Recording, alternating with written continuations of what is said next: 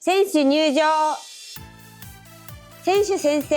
我々スキープ選手は雪を愛します。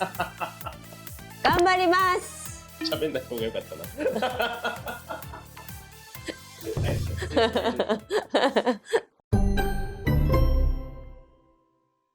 ということで、どうも皆さんこんばんは、夏目さんちのケンです。春の訪れを敏感に鼻で察する預言者さやです。何かを察してるのかわかんないんですけど、鼻水止まらないんですけども、今日さやすごいですね。今日も花粉なのかどうかわかんないけど、なんかめっちゃ鼻水出てる。花いや認めてそろそろ本当にそれ認めないから最近なんかさ鼻水出てんのにいやこれは風邪ですみたいな意味わからない言い張りがあったんですけど、いやまあそんなことは置いといて、はい、今回夏目さんち史上一番ふざけた感じに見えるんだけど、これは真面目になった結果夏目さんちがふざけて見えるだけなんです。それでマトリックスガチ勢なわけじゃないよ。そういうことです。今回なんとこちらのドン X ツール F2 ウルトラというねとんでもないマシンをもらってしまいました。もらありがとうございます。もらってしまったの？ X ツールさんからいただきました。ありがとうございます。すごい、何これ。とんでもない性能のレーザー加工機でございます。レーザー加工機、ちょっとね読ませていただきますと、なんだ SF 好きのゲイさんのためにそれっぽいものをくれたってわけじゃないんだね。そういうわけではないんですよ。いや実際かなり SF っぽいんですけどね、世界初の60ワットのモパファイバーレーザーと40ワットのダイオードレーザーを1台に搭載しているこのデュアルレーザーっていうのがすごいことらしいんですよ。まだ僕たちこういう機械をまず扱ったことがないのですごいらしいんですよって、まずそこから入ります。多分皆さんから見てもすごいらしいんだなこれっていうぐらいしかわかんないと思うんで、なんか私はもうかっちょええしか。いやこれかっちょええんですよ。でなんかこれも今までのこの業務用のコンパクト機では考えられなかったようなこのパワーと繊細な作業ができるというのを何回いただいちゃいました。すごい。そうなんですよ。でもなんか、レーザーが出て何をするんですか？いやそこなんですけど、今回できることがあまりにもありすぎて1本の動画でいっぺんにねできるかわかんないんですけど、簡単に言うと何できるの？じゃあ今まで夏目さんちこういうものに対してウッドバーニングでこうやって焼き付けたりやったじゃん自分で。ハンダゴテで。それをこのレーザーで焼き付けてくれる。いやいやそんな。そういうゲームいやいやそんな。まだちょっとねやってないのでこれからいろいろと試していこうかなと思うんですけど、木製だけじゃないですよ。ガラス板にもステンレス板にも彫刻ができるし、なんならこのステンレス板はレーザーでカラープリントもできるらしい。何が何だか分かんないと思うんですけど、何が何だかとにかく1台でできることがありすぎて、多分ね夏目さんちの技量じゃ今回紹介しきれないので、おそらく夏目さんち今後これいろんなことをするときに時々使っていこうかなと。過ぎたるものじゃん。いや今それまさに正しくて今いただいてしまったので、まずは今回入門編でちょっといろいろ簡単に試していきながら、こいつがどんだけすげえのかっていうのを楽しんでいこうかなと思います。馬に念仏、豚に真珠、夏目さんちにX2 ウルトラにならないようにこれからちょっといろいろやりながらちょっと楽しみだな作っていければと思いますので、まずは早速こいつをどうやって使うのか勉強しながらやっていきたいと思います。ではちょっと触るのも怖いな。対戦よろしくお願いします。遠慮がちですね。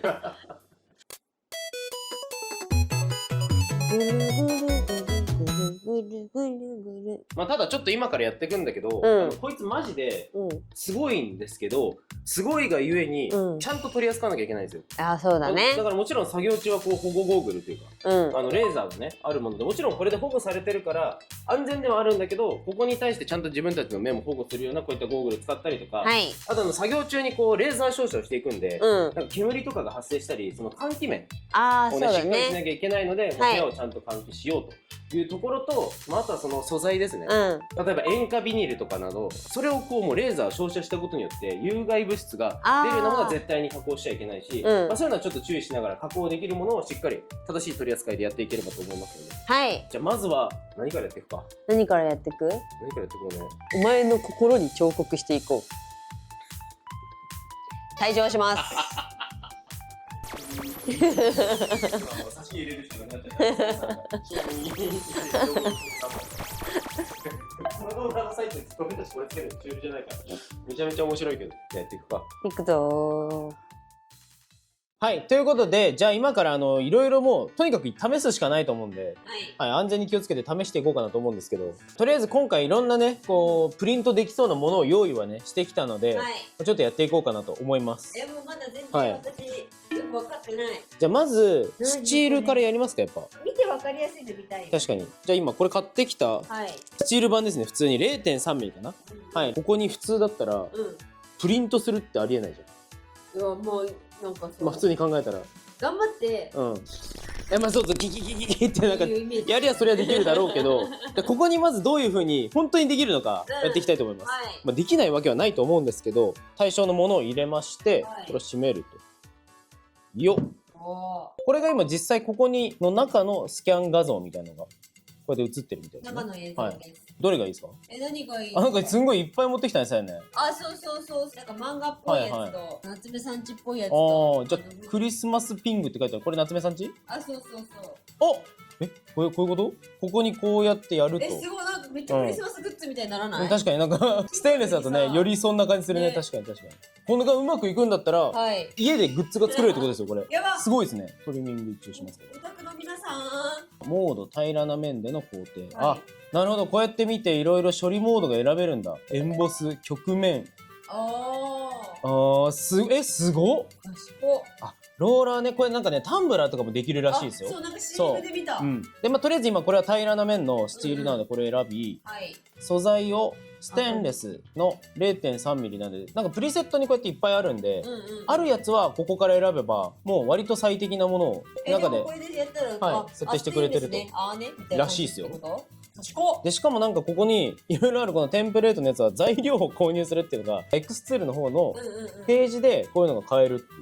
例えば押すと、こういう、そうそう、こうやって、これ、そうそうそう。こうやってなんかステンレスにカラープリントとかもできるみたいなんですよ。まあでも今回はちょっと一旦まずさやさんのこの線画のやつをやっていきますか。で、こちらで彫刻モード。で、この線画をトレースをしますと。まあこれはちょっと調整してみないとってやつか。弱気のさ、目がさ、いなくなっちゃったね、これで。いなくなっちゃうね。これ来た来た。でもナピ目が今度潰れるね。そうすると。まあ、こんな感じでいきましょう。はい、こんな感じで。はい、やっていきますか。ちょっと弱気とナピ目のバランスがむずいんですけど、一旦これで保存してみて、元のやつをどけて、彫刻用だとこういう感じで。本当にこれでいけんの？いや、なんか面白いな。じゃあこれでやってみますか。じゃあいきます。プロセスをしまして、なるほどね。はい。準備完了。これですね。押します。はい。そんなちょっとバルスみたいな感じ。じゃあいきます。スタート。バルス。ちょっとじゃあ中、待って。中がなんか、待って、完成したけど。完成した絶対違うじゃん。ちょっと待って。なんでちょっと待って。なんかおかしいの。はい。びっくりする。ちょっと今間違えましたね。じゃあこんな感じでいきますか。こちらで。スタートします。いきます。せーの。始まる。来た。残り加工時間1分30秒。1分30秒。始まってる？見せて見せて。始まる。なんか変わる？やってる？なんかさっきさ。でもなんかやってる感じあるな。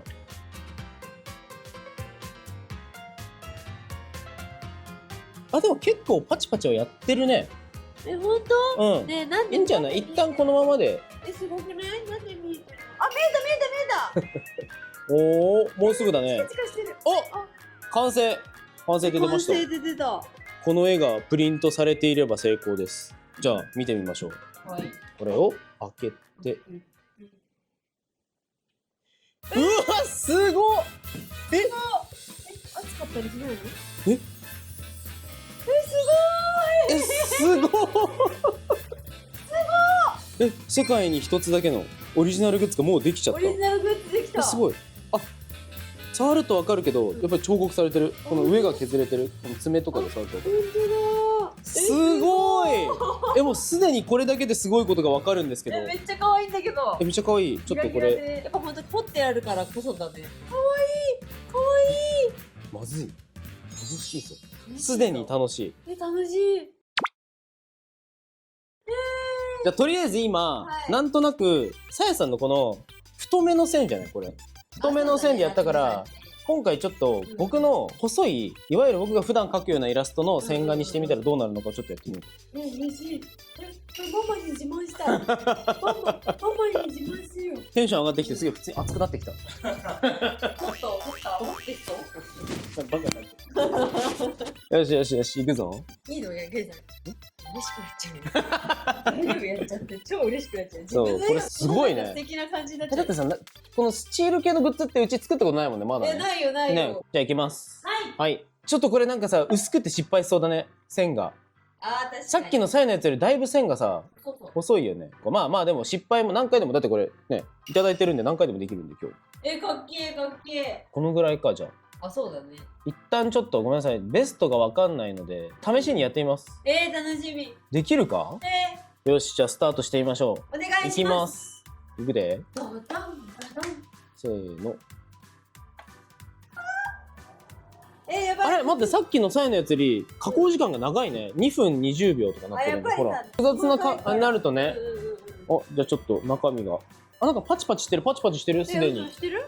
嘘見えないよ。なんかさやのやつやってる時よりレーザーのパチパチ感が強いかも。光ってるわ。いや、待って、楽しみだな、これ。すごい、なんかさ、ずっとこの絵見てたはずなのにさ、こうやって物入れた瞬間になんかめちゃくちゃそうなんだよ。なんかまた全然違う感じになって。てかなんかこれやっぱ動画に映ってるさ、画面のこうなんか力強さすごいよな、今。楽しい。あと50秒。わ、すごい。じれったい。でもこれめっちゃ速いですからね。今回のこの F2 ウルトラってやつですごいね、スピードもめちゃめちゃ速いらしくて。だってこんだけの加工がだってさ、数分でできるってなんか、めっちゃ時間かすごいね。かりそうだよね。これゲームチェンジャーってやつじゃないの、また。やっぱり。ワールドチェンジ？最後の仕上げをパチパチしてる感じがしますね。音がするパチパチパチっていう。すごい。する音。完成しました。よし。見てみましょう。はい。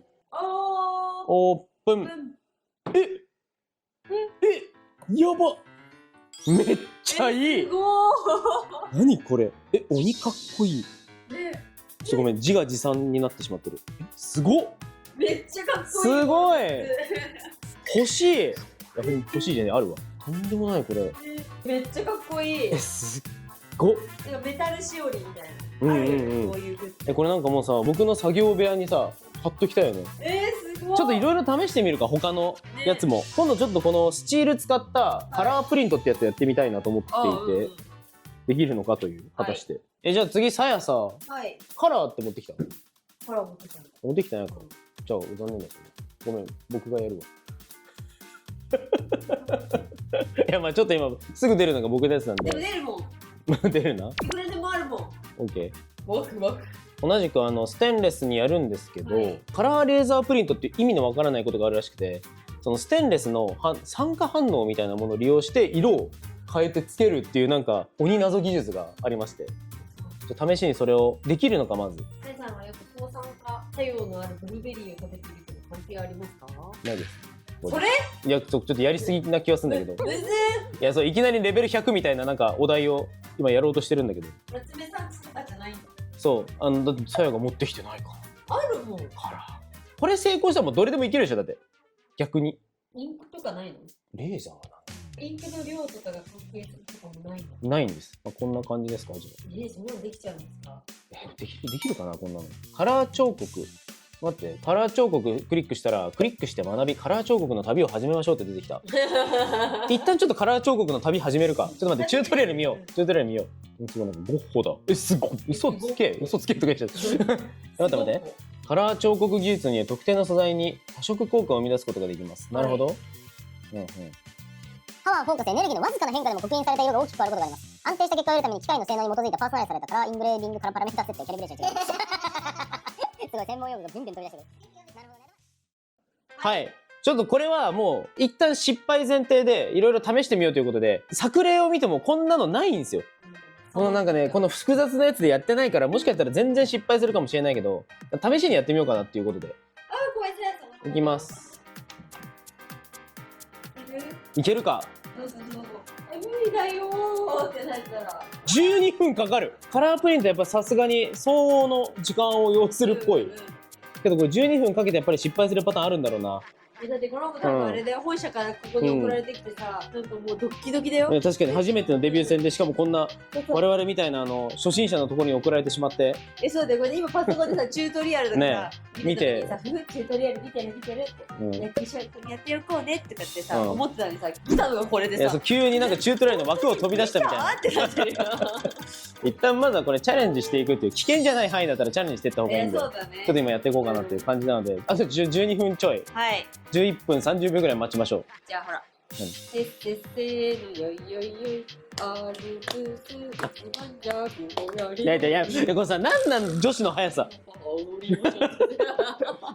ということで今11分ぐらい経ったんですけど、どんな感じになったのか完成って出た。見てみますか。楽しみ。はい。うわ色はついてないかも。でもすげえかっこよくない？すんげえかっこいい。違う、黄色までしか入ってないんだ。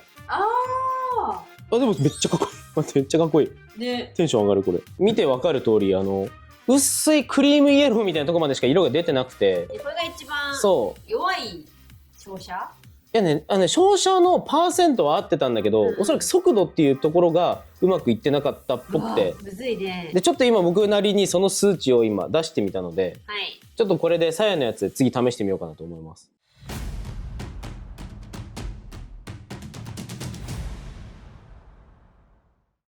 あれから3時間、いや4時間、いや5時間。いや、そんなにでも3時間は経った。3、4時間後なんです3時間は経ったんですけど、すごいいろんな事実が判明したんですが、色をつけるっていうやつですね。色をつけるってやつは、一旦今日諦めました。いや、それ何かというと、なんかいろんなパラメータの設定があるんですけど、その研究そう、めちゃくちゃで、僕とゆしらくんと一生なんかさ、これで、これで、これで、つって、このパーセントで、みたいな、この出力で、とか言ってずっとやってたんですけど、で、一個、新しい事実が判明して、なんていうんですか、密度みたいなところを調整すると、すごく綺麗になるっていうのが分かったんですけど、最初100でやってたんです、ずっと。で、サンプルを見たら5000になってる。X ツールが出してる。X ツールさんが出してるサンプル見たら5000って書いてあって、じゃあそれ上げたらもっと綺麗にね、色も出たり、乗ったりするのかなと思って、5000にしたんですよ。で、同じものをテストプレイをしようとして。要はさっき何をやってたかというと、こういう風にいろいろ、なんかこの角度を変えたりするとさ、こう、色変わるじゃないですか。っていうのをもう本当にいろんなもので試して、どんな構造色が出るんだろうみたいなやつを試してたんですけど、まあまあ出るんだけど、なんかいまいちもうちょっと出したいなと思ってたんですよ。で、その密度を上げたらより綺麗に出るかなと思いまして、密度5000にしてスタートしようとしたら、時間4時間50分って出てきてで4時間50分確かにだからやっぱ綺麗にやるにはすごく丁寧に時間をかけてやっぱ出力させていく必要があるっぽい。まだこれもちょっと確定じゃないんですけど、まだこれは研究段階、でもね明らかに綺麗には出たんです。そうだからちょっともうちょっとそれは研究しつつ、もうちょっと夜も遅くなってきたんで、別の素材でちょっと試して今日は終わりにしようかなと思います。ちょっといろんなやつやりたい。ドッグタグがあったのでサンプルについてきたやつ、このドッグタグ使ってうまいこといけるのがちっちゃいやつだね。そうなんですよ。これなんかさやのなんかのデザインにしたら何にしようか。ドッグタグのテンプレートみたいなのがあったので、また厚さ書いてないけど自動測定1ミリ、約1ミリ。いいですね。じゃあこれでここに彫刻できるのか、こんなちっちゃいところにね。でもこれ一応今これにいいよっていう設定になってるはずなので、これでちょっとやってみますか。いきますよ。はい、お願いします。スイッチオン。壊れている。光っている。下見ろ。終わった。早っ。本当？うまくできたこれ。大丈夫？不安なんだけど。早いと不安になるな。待ってすごいぞ。見てみよう。うわーすごい。すごい。かわいい。めっちゃかわいい。すごい。見せて。めちゃめちゃかわいい。これめっちゃかわいいわ。なんかさっきさ、3時間色と格闘してきたからさ、急に成功が来てなんか嬉しくなっちゃった今。確かにね。すげえ。ちょっとこれ裏にさ、僕の何かもプリントしてみていい？細かい絵がいけるのかをちょっと試してみたい。これいけたらさ最高じゃない？逆にすごい。太い線だけじゃないっていうのを見せつけてやりたい。これは、ここに彫刻をするサイズでこんな細いのがいけたら最高ですね。ね。じゃあいきます。はい、お願いします。はい、お願いします。うおー、なんか頑張ってるけど早い。早い、頑張ってる。早い早い早い。生まれていいやる。生まれてる。え、待ってできてる？もしかして。うん。もう終わった。一仕事。早い。さっきまでなんか色のせて時間かかってたからさ、感動するね、早くて。確かに。うん4時間50分ってじゃあ何って書いてあいや、そうそうそう。4時間50分でやっぱ色って大変なんだ。ね。じゃあいきますよ。開けて、なんか。オープン。うわ。めっちゃいい。おしゃれ。おしゃれなのできちゃった。めっちゃおしゃれ。え、これすごい。かわいい。これめっちゃ。やばい、めちゃくちゃ可愛いドッグタグできちゃった。いなのに裏がこれ。ギャップ。や、めっちゃ楽しいですね。ちょっと他のもやってみるか。すごい。なんかあれだね、これ何にものアパレルのさ、試作品とか作れそう、自分たちで。これなんだろう、金属コースターかな。やってみますね。切りっぱなしって感じ。すごい細いけど、これいけんのかな。いけんのかな。これいけたらすごすぎ。これいけたら熱いね。じゃあやってみましょう。スタート。はい。1分半。1分半。あ、でもなんかすんごい。頑張って。できました。できた。さあどうなんでしょう。こんなちっちゃいやつですが、オープン。うわ、できてるの。すげえ。まんまじゃん。すごい。すごい。キラッキラ。これはすごい。これ嬉しいね。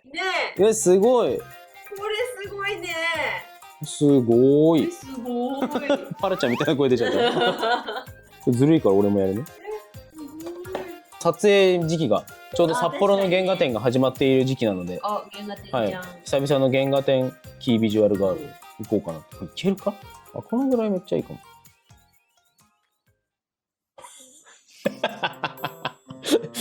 ごめん、全然動画に関係ないんだけどさ、いやもうちょっとまあいいんですけど今一応仕事自体は終わってるんですけど、ベベが普通に帰る前に昼寝してるんですよ今。普通には撮影してる後ろでベベの寝息がスピーッやめてマジで映してもいいかもしれないなんでだよ。なんでこの撮影の横で寝れるんだこいつは。まあそれは置いといてやってみますか。結構騒いでんのよねこっちね。さやのやつよりさらに細かいね。でもいけるかもしれない。なんかいけそうな気がしてきた。さっきのがいけたからいけるよ。さっき後ろの私のから藤の花もいけたもん。確かに。いきます。お願いします。スタート。頑張っておられる。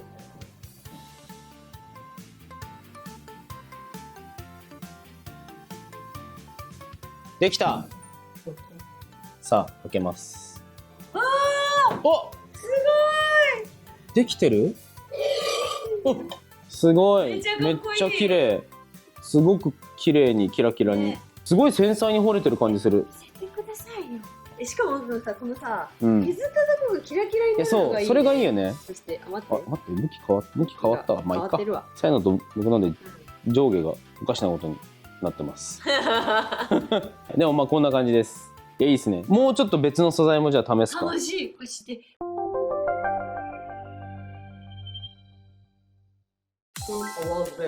まあ割とマジでそう。ということで、いろいろとまた研究の結果、いやというかマジでやるんでしょうか。暇してた。マジでずっと暇してた。いやちょっとね今回も分かんないんですけど、前回というか前回じゃねえ今日で、そう一番最初にやったこのカラープリントがかっこよくはなったんだけど、ちょっとカラー感が全然なかったというので、今度ちょっと小さい範囲でドッグタグにカラー加工してみようかなということで、今また同じことして、絶対これでやんないで夏目さん家でやった方がいいんですけど、なんか僕意地になってきてしまって、そうまあちょっとこのねいろいろこう色のテストをして、これ要するにどれぐらいの出力パーセントみたいなやつとどれぐらいの速度みたいのが選べるんですけど、色によって速度とパーセンテージの出したい理想の色が違う、数字が違うみたいなことになるらしいんですよ。各こういう色ですね。ほら黒だったらこういうのがあって、じゃあ黒に一番適切な出力量は、この表でいうこれが電源 30% かつこの速度っていうのが100でいい黒が出てると。じゃあ黒はそのに設定します。でこの色はじゃあ 21% の100が一番良さそうとか、そういうのをなんとなく今見よう見まねでやったやつをここに当てはめて、果たしてうまくいくのかっていうやつ。そうめっちゃかっこいい。そう、うまくいったらめっちゃかっこいいドッグタグができるけど、うまくいかなかったらなんかモニャっとしたドッグタグができるっていう感じなのでやってみます。一か八か。これ今日の集大成ですからね。いきますよ。はい。はい。お願いします。スタート。頑張れ。あ、でもなんか頑張ってる感じはありますね。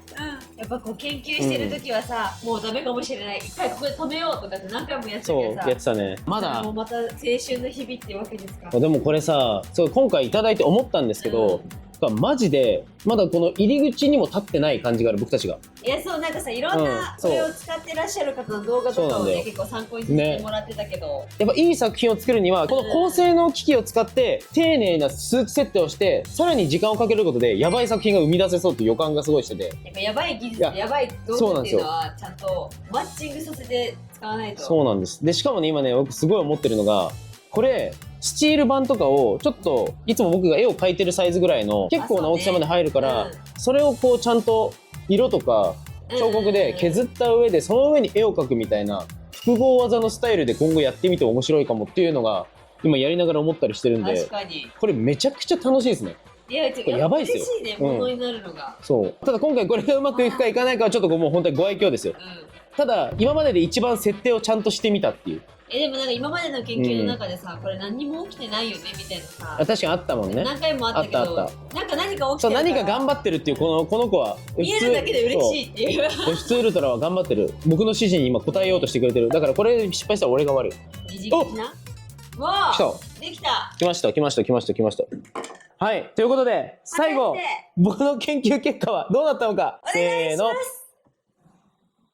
おお、すごい。待って。うわ、お、すごい。1回目に比べたらもう大成功じゃない。っていうか、なんか顔の赤みとっていうか影がちゃんと色の違いが出てる。ちょっとこれ比較しましょう。ちょっとサイズが違うんで難しいんですけど、これ分かりますか？角度つけると分かるかも。一番よく見える角度で見てほしい。顔の赤みのところとか黒いところもちゃんと黒い感じになっていて、なんか一番濃く出てる感じがある。そう、ただちっちゃいとこにやっちゃったせいかなっていうのもあって、なんかこれがあれなんですよね。要するに今スピード重視でやってるから密度っていうのが足りてない状態なんですけど、これが密度上がっていったらもっと面白くなるんじゃないかなっていう。でもよかった、なんか嬉しい。完全なる成功ではないんだけど片鱗が見えたな。でも進歩ですよ。もっとできるなこれ。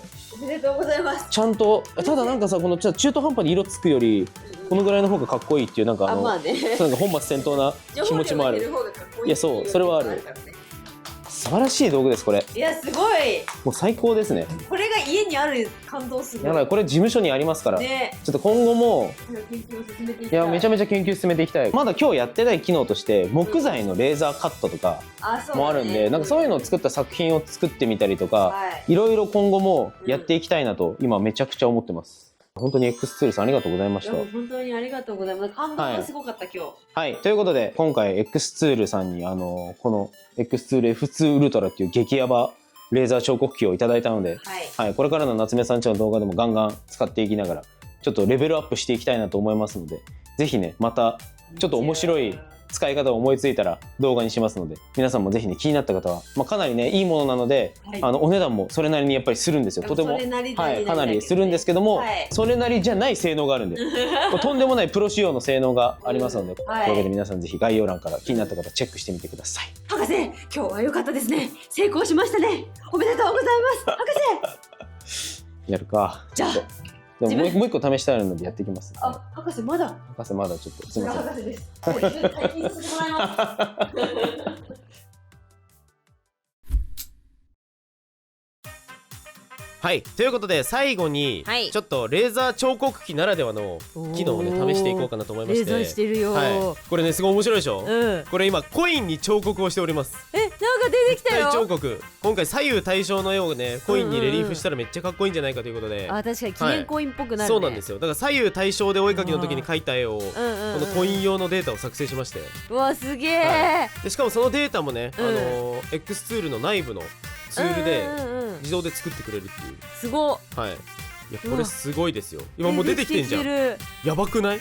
すごい。ていうかなんかさ、タイムラプスでさ、自分が完成までのさ様を知らないタイムラプスは実は初めてだからさ。確かに。すげえ。そうなんですよ。さやのも僕のもちょっとやってるんで、で僕のやつ1回目にやったので若干勝手が分からず、なんか数値の設定とかもねまだね分かりきってなかったんですけど、ちょっとねさやの方の時にやっといい感じになりました。ということは、ちょっともう一回次さやいきます。こちら、はい、こちらもさやさん始まっている。ここもなんか不思議な画面。はい、最後にちょっと完成版を見せるんですけど、このピピピピは一体何をしてるんだっていう気持ちになるよね。本当に何をしてるんだって。さやの方何も出てきてないし、あ出てきた。あ出てきた。あメガネ。メガネが出てきた先に。メガネが。左右対称の時なのでこれあれです。トイレットペーパー天使です。トイレ天使くんですこれ。さやに何の許可もなくトイレ天使くんでいいっつってもうやってました。トイレ天使くんまさかこんなところでコインになるとは。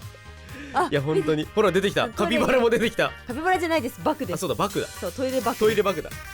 わーすげえ。いやすごくないかこれ。さやの方がねうまくいったと思いますよ。ちょっと完成版を見ていただければわかるんですけど、確かにさっきよりちょっとこう深めというか、そうなんですよね。そう深くなるような設定をちょっと頑張っていろいろ設定を見まして、それもできちゃうってことね。そう、ただねちょっとまだまだ極めきってない。もちろん難しいね。ここはちょっとね研究の余地はあるかなと思いつつ、一旦初めてのコイン作成こちらになります。うわ僕の方かっこよ。なんかすごい呪いのコインみたいになりましたね。これ模様がとかそう模様が細かすぎてマジでかっこよ。あとちょっと出力する場所適当すぎてなんかズレ効果みたいになりました。でもここすごくない？なんか質感のね、これちゃんとねこうなんていうんですか、この溝ができてて立体的になってるんですよ。ほらこういう感じ。ごめんなさいちょっと画面にねレンズにホコリがついててずっとなんか点が映ってるんですけど、お使いの端末は正常です。いやでもめっちゃ満足したんだよな。すごい。そしてさやさんの方こちら。さやさんの本当だだいぶ深めだね。そうなんですよ。だいぶ深くなって。あとやっぱね絵柄がちょっとさやの方がシンプルだったからやりやすかったっていうのもあるのかもしれない。確かに背景とこう人物のトイレバッグがバッグがすごい溝が。すごい。でここのねちょっと段差をうまくつけてもここ真っ黒になってるデータで作成してますね。やっぱここくっきりしててほらすごくない？すごい。いやめっちゃこれなんか満足度高かった。嬉しい。めっちゃ嬉しい。あとコインめっちゃ中心がずれちゃってなんかでも気づいてないよさやさん。さやさん気づいてないよかった。気づいてないよ。はい、ということでちょっとね、まだまだ夏目さんちはオーバースペックすぎるこのレーザー彫刻機なんですけど、これからもねちょっとちょこちょこ使っては、なんかオリジナルのものでいろいろ試していこうかなと思います。ここだけの話、ゲンさんのお父さんが一番刺さってる。はい